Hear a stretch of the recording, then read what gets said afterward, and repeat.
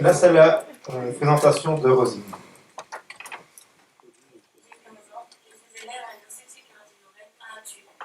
Dans la vie, moi j'aime faire beaucoup de choses.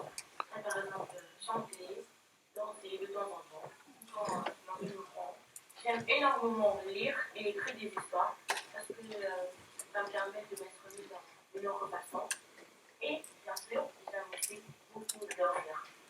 Donc, j'aime pas sortir. Et je suis aussi quelqu'un de très très timide. Même si les temps-ci, j'ai tendance à l'être un peu moins. Et en fait, le truc, c'est que je me dis toujours que c'était la timidité, c'est une autre personne qui a fait mieux que moi. Donc, du coup, ça fait faire confiance en moi. Et donc, participer à ce concours, ça me permet d'avoir plus confiance en moi et de pouvoir moi-même que je suis capable de parler en public, de parler en public, de participer en public.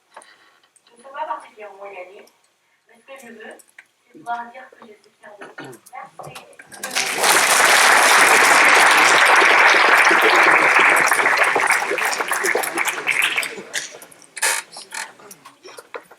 Il naissent, il souffre, il meurt, a énoncé Voltaire en décrivant sa conception de l'existence des hommes. Mesdames et messieurs les juges, chers publics, je me présente ici devant vous afin d'aborder cette conception évoquée par Voltaire et ainsi donc vous expliquer la raison pour laquelle je m'y oppose. Il est bien vrai que chaque être humain naisse, puis ils vont probablement et même certainement mourir un jour ou l'autre.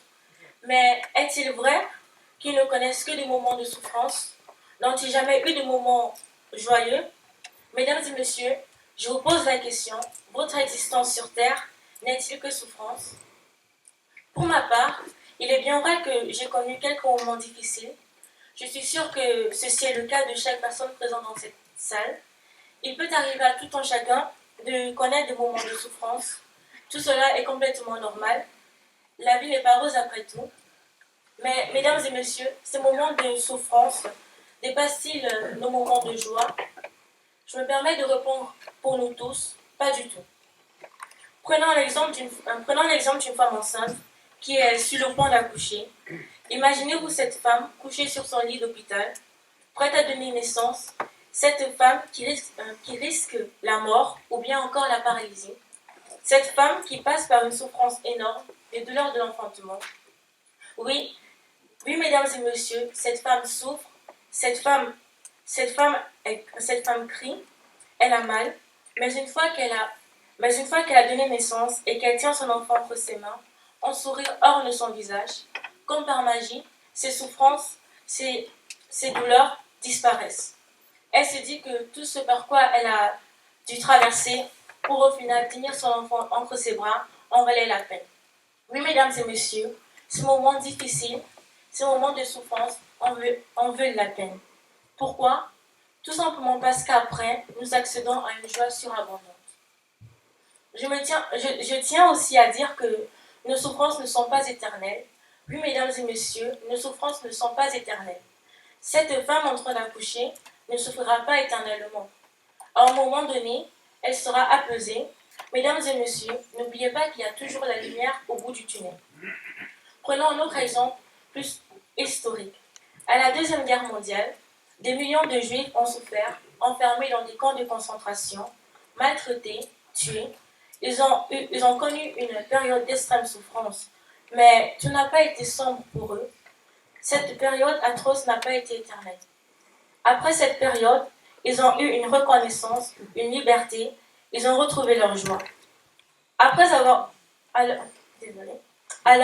Alors oui, mesdames et messieurs, après la pluie, vient le beau temps. Derrière chaque moment de souffrance, il y a des moments de joie extrême. En conclusion, d'après moi, l'existence de l'homme ne se résume pas à il naît, il souffre, il meurt, car nous connaissons tous des moments de joie et des moments de souffrance. Nous ne sommes pas nés afin de souffrir jusqu'à notre dernier souffle sur terre. Mesdames et messieurs les juges, chers publics, si je me suis présentée ici devant vous, c'était pour aborder la conception de l'existence des hommes énoncés par Voltaire.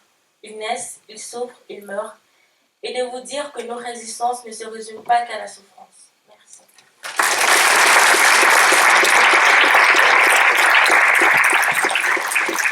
Laurent, tu peux rejoindre.